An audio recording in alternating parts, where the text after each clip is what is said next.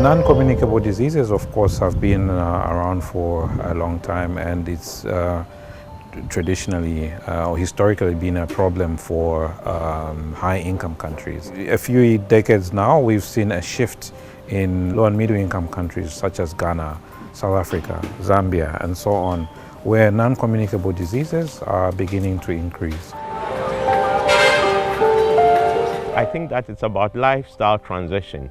As societies are moving from low income to middle income, lifestyle changes, and due to those lifestyle changes, it comes up with those sort of diseases. A silent epidemic is sweeping through Ghana, affecting millions of lives. Non-communicable diseases, or NCDs, are a growing threat to global health, and the cost burden is staggering. If you ask me as a clinician, one condition I fear most, in fact I fear diabetes even more than cancer, because once your sugar is so high, it affects virtually all tissues, all organ systems in the body. The World Health Organization reports that NCDs account for over 30% of deaths in Ghana, with diabetes prevalence doubling in the past decade and affecting around 6% of the population. Also, hypertension, often undetected until complications arise, silently impacts over 1/3 of Ghanaian adults. About 612,000 new cases of hypertension alone are diagnosed every year. That is quite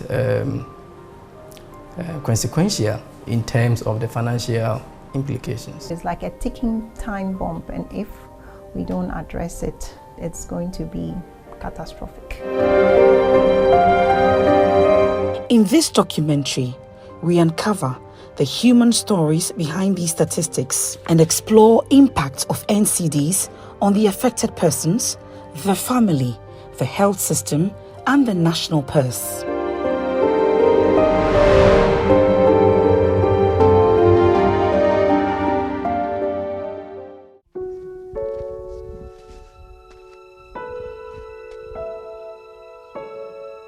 When a daughter does not know how to interpret her emotions after being diagnosed with diabetes at age 15, the only sentiment she can dig up is hate. I really felt bad, and it hurts me a lot. It goes to some time I even regretted she was my mother, because I was like, if she's not my mother, I wouldn't have gotten that sickness. A tough admission, though this sentiment has changed over time. From gaining a better understanding, the fear of her mother's fate befalling her lingers. Mercy Ogbojo lost her left leg in September 2022, 15 years after her diagnosis. The once busy trader is now confined to her home. Sepio ninge store hulo province store sepio kan yo no hiyo yo apenya gbafu lopio le ichu enuku pinyewe. This life-altering procedure was the only way to keep her alive. And ko egbanya se ja time munen ehiham kra eneno konya ne doctor binka ka puinanio le ma penya gba ka maham lo esane apona no kone mo no ma pe free ne ko ba sen no se na po no hu lololu ka ke one pie lo hu enyinya gba.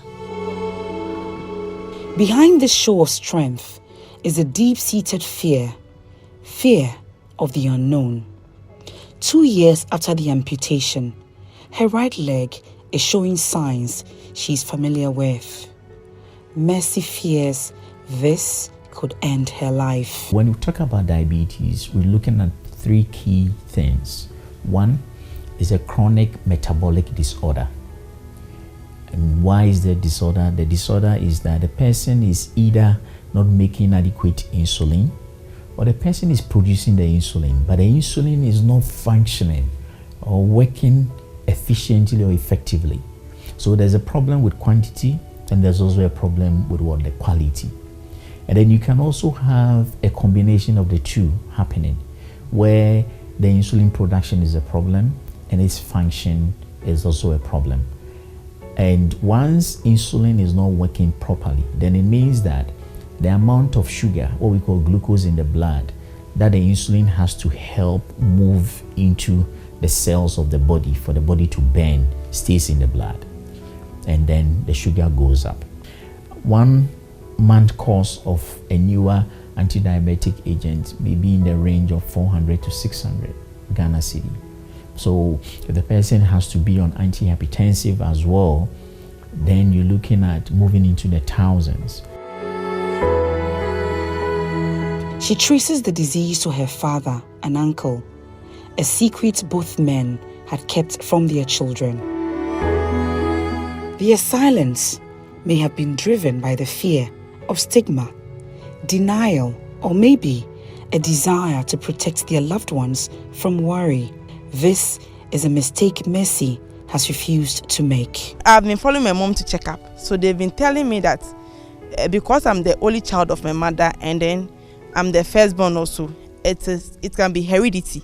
So I should take good care of myself. The non-modifiable risk factors may contribute between 30 to 40% of your diabetes risks, whilst the modifiable risk factors contribute almost 60 to 70%.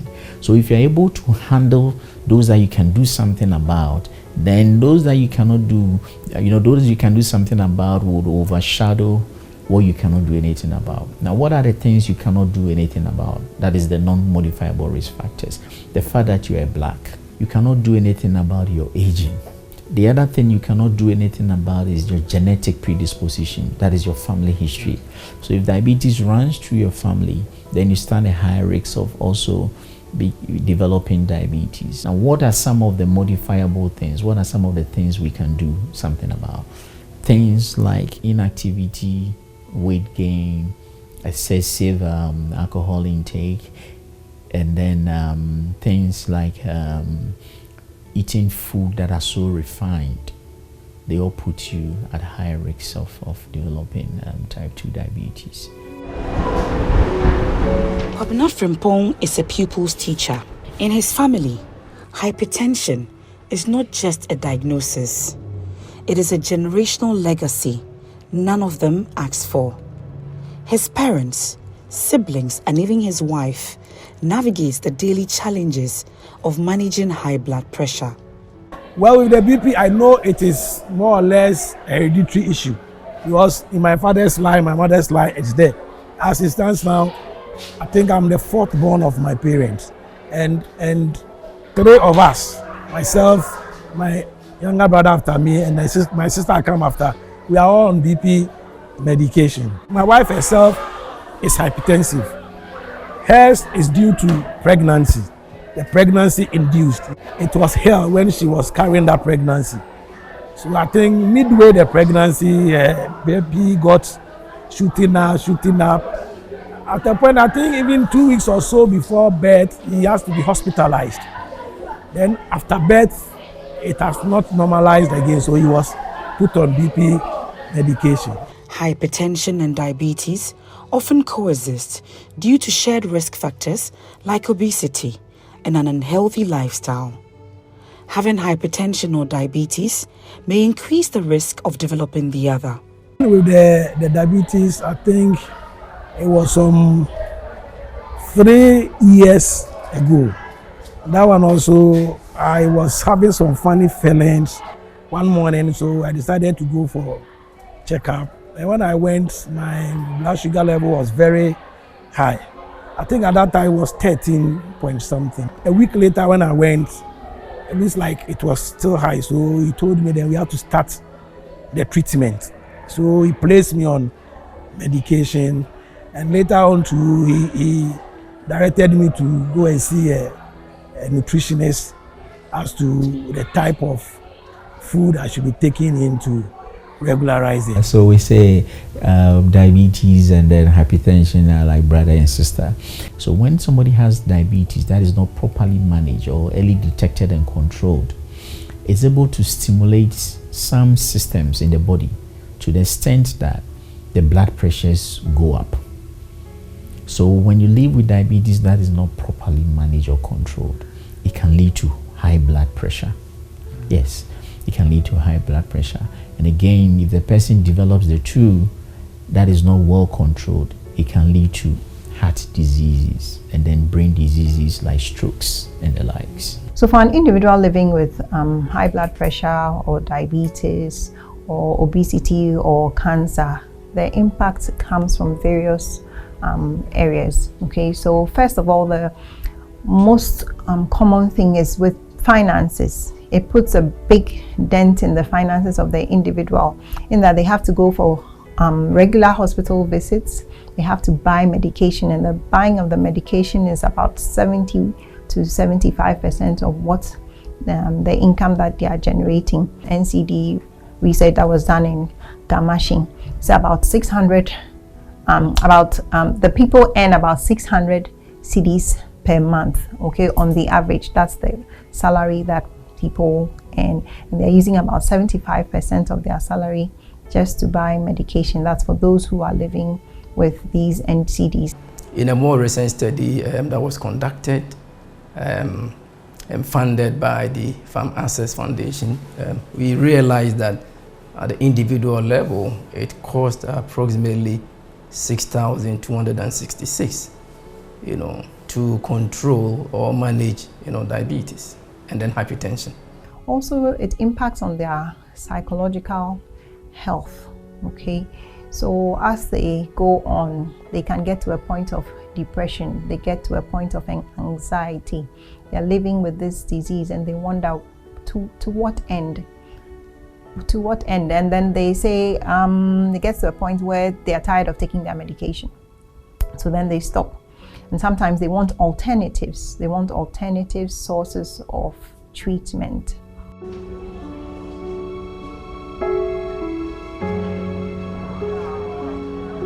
Rosemary Boedu's journey with end-stage kidney disease began at the tender age of 13, a time when most children are filled with dreams and aspirations. Hers was overshadowed by the specter of chronic illness.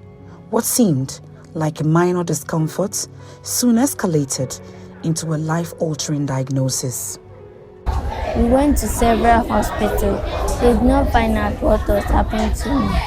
So a friend of my mother introduced a hospital to us to go there. So when we went there, they wrote a letter for my mother to go to another hospital. But then we did not open the letter. And when my mother opened it too, she did not tell me what was in the letter. And so we went to that hospital at home. When we went there, they treated me and I became fine, but I don't know what they told my mother. I don't know that they have told my mother that I have to go for dialysis so that they will do something for me. So now my kidney is no more working. The two of them have been damaged, and the work that can no more do it. So I have to go to Kolebu so that they will use machine to do that work for me. It was only after a series of referrals and mysterious letters that the full extent of her condition became clear. Her kidneys have failed, and her only lifeline was the grueling routine of dialysis. You have called everybody on your phone. How can you be calling someone every day, every time to ask for money? How would that person feel for you? So sometimes it happens that I'll not go. Even today, tomorrow I'll be going to dialysis. But as I'm here, I'm still thinking about who I go home to call and ask for money. If I do not go, then that means I'll not go. I'm here writing exams. That's what I can do to get strength and work and sit down for a long time. Then it means maybe I cannot write the exam or come to school. And I don't want that thing to happen to me too. In younger age group, the number of cases of kidney failure from diabetes tend to be much lower they develop kidney failure usually more from infective conditions. So like infections within the urinary tract, sometimes may come from complications of malaria, or may come from complications of other conditions that may make the red cells break down. In terms of the intangible costs, quite a number of some studies have made effort to measure it, but normally it's a bit difficult. For example, how do you measure pain, excruciating pain that a cancer patient is going through? You know, what is the intensity of the pain? What is the cost? What about the psychological trauma and all that they go through? What about the depression some of them experience as a result of their condition? Normally these are a bit difficult to quantify, but they constitute a very big burden on these patients. Being in school gives Rosemary some level of joy, but her current condition makes it difficult for the young girl to be regular in class. She has to visit the hospital twice in a week for her dialysis sessions.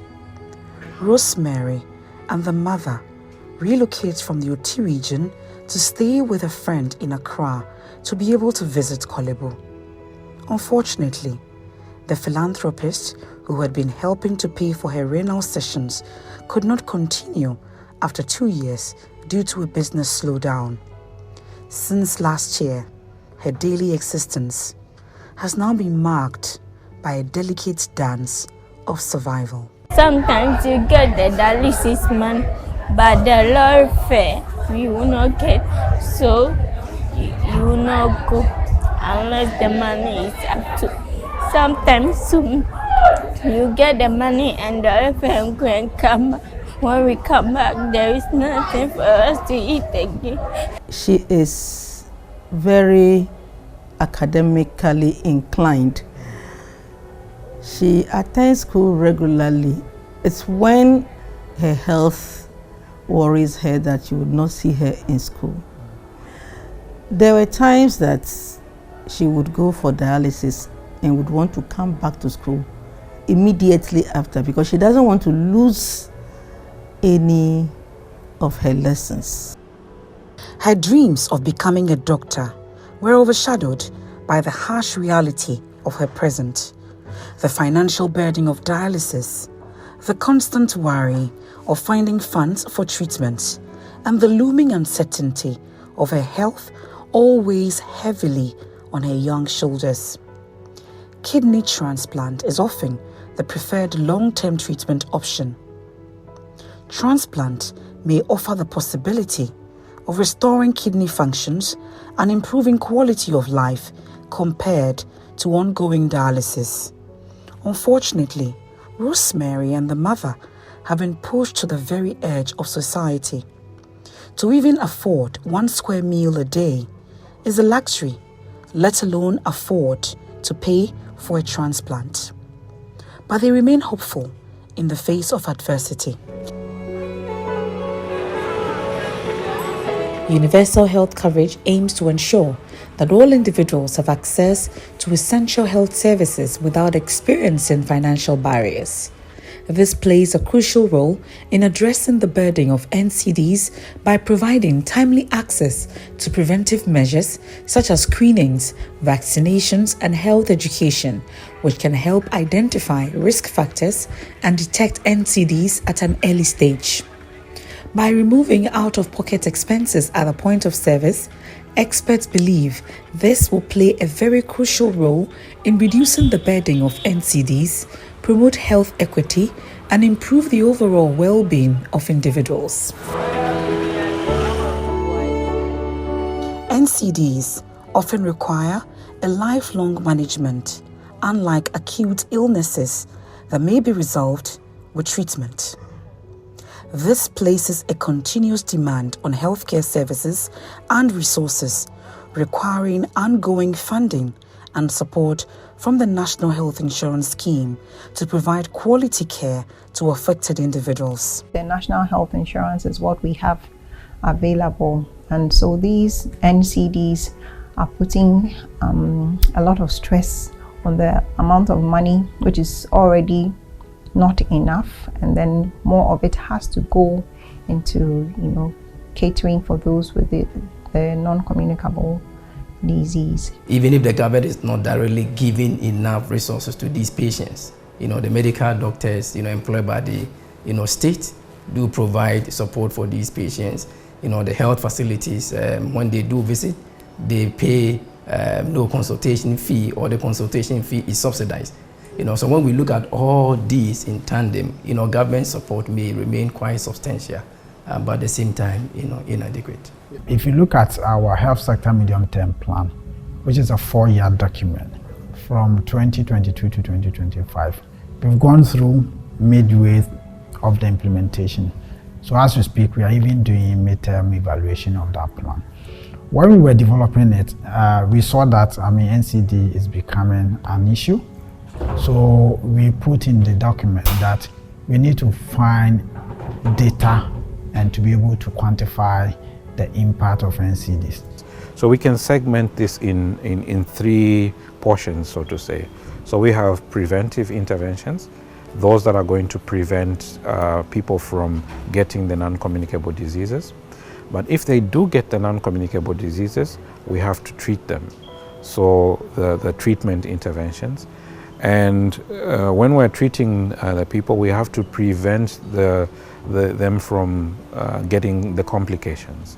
So the management aspect as well, we have to think about how we do this.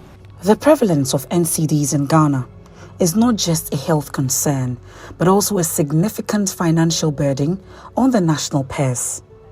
As the number of cases increases, so does the cost of managing these chronic conditions. This strain on healthcare resources affects government spending, healthcare budgets, and the overall economy. Finding sustainable solutions to address the impact of NCDs on the national purse is crucial, but the country's long-term health and financial well-being is also at stake. In Ghana in particular, there is one study that I was looking at that suggests that it costs between 4% to 160% of the national income per capita, okay, for a year of disability life, okay, redeemed.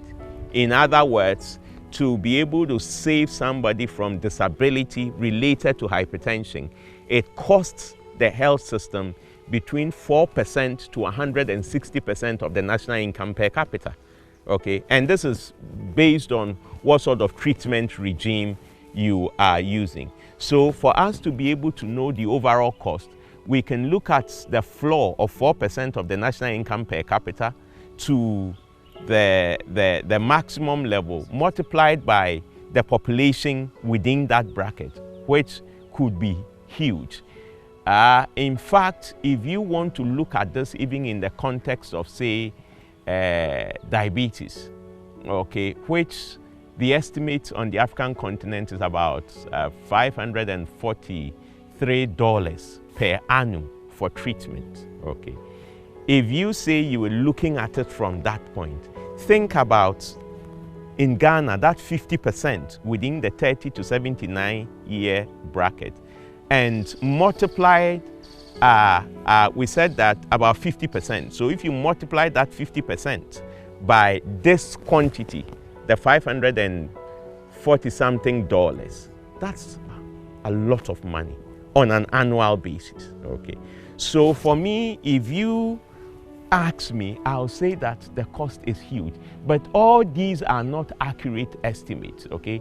They are based on certain conditions, and so if you ask me from that perspective, the cost on the state, that is the health system alone, is huge. And it is estimated that between 0.5 to 3% of GDP is eroded as a result of NCDs. And this could even be higher because we've already made the case that about 50% of NCD cases are undiagnosed.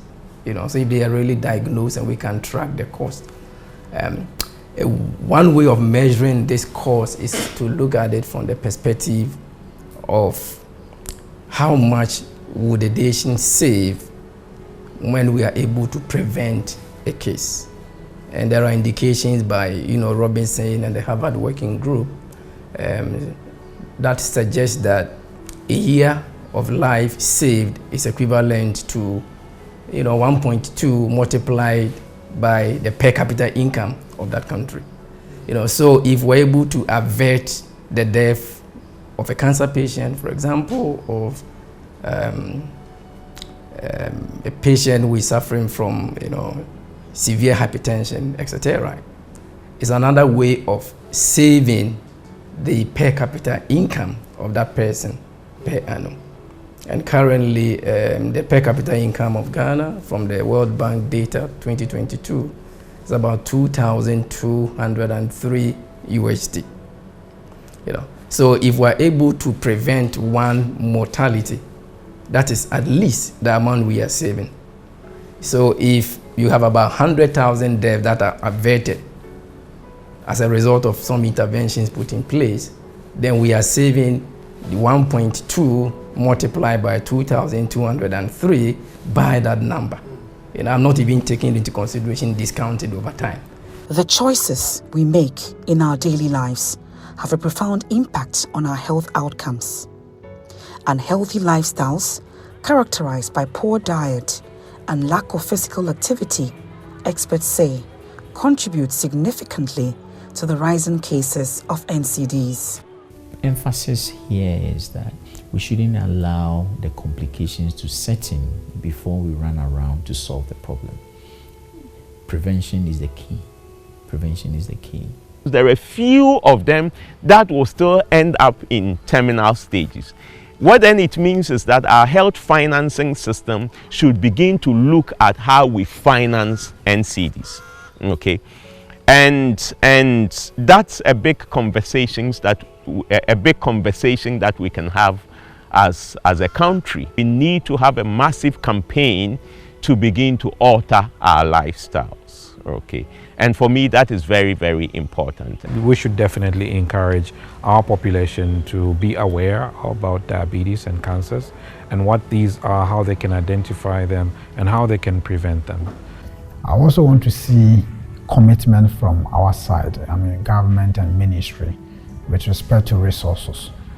Because if you don't get the resources to the implementing agencies to do that, then we may not see the successes that we want to see from the implementation. We know what to do, but are we actually doing it? So the practicalization of the knowledge is very important in order to curb this problem. If we don't do it, then we are heading for trouble. The cost burden of non-communicable diseases in Ghana is escalating, impacting individuals, families, the healthcare system, and the national purse. It is imperative for multi-stakeholder engagement involving government, healthcare providers, insurers, civil society organizations, NGOs, and the private sector to implement comprehensive strategies aimed at reducing the prevalence of NCDs. By promoting healthy lifestyles, early detection through regular screenings, and ensuring access to affordable treatment and care, we can collectively work towards reducing the numbers of NCD cases and alleviating the financial strain on individuals and the nation.